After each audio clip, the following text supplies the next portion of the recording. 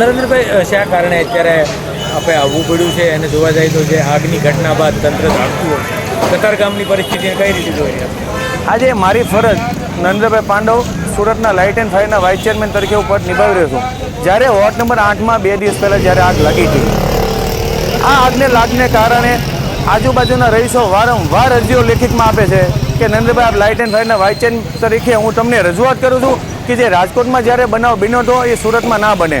તો વારંવાર મેં ઉચ્ચ અધિકારીને બી જાણ કરી છે. એનો આજ જોઈ શકો છો 2 દિવસ પહેલાં ભોગ બનેલ છે. હવે એના કારણે આજે પ્રજા પણ હેરાન થઈ રહી છે. આજે જોવો તો ધંધો કરતા હોય એ પણ હેરાન થઈ રહ્યા છે.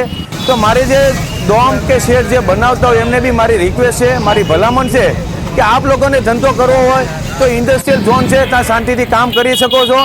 અને જ્યારે ઉચ્ચ અધિકારીને બી ફરજમાં આવે છે કે જ્યારે ઉચ્ચ અધિકારી આ ગેરકાયદેસર બાંધકામ કરવા દેતા હોય ત્યારે આ પ્રજા અને ભોગ બની રહે છે, જેથી મારે કમિશનરને લેખિતમાં રજૂઆત કરવી પડશે. નરેન્દ્રભાઈ, શું કહેશો, આ એક સ્થાનિક વિસ્તારમાં આ રીતના ડોમ એક જીવતા બોમ્બ સમાન છે? આપ જોઈ શકો છો 2 દિવસ પહેલાં જે બનાવ બન્યો છો એમાં 8 કલાક લાઈવ આગને કારણે થઈને 8 કલાક ઊભો હતો. કોઈ બી વ્યક્તિ હોય જેને ધંધો કરવો છે શાંતિથી કરી શકે, પણ ઉચ્ચ અધિકારીના લીધે આ ભોગ બની રહે છે. જ્યારે અધિકારીઓ જો આ વસ્તુ બનવા ના દેતા હોય તો આ ભોગ નહીં બને. પણ તમારા સ્થાનિક વોર્ડ નંબર 8ના કોર્પોરેટર છે અને વધુ માહિતી એમની પાસે લઈ શકો છો.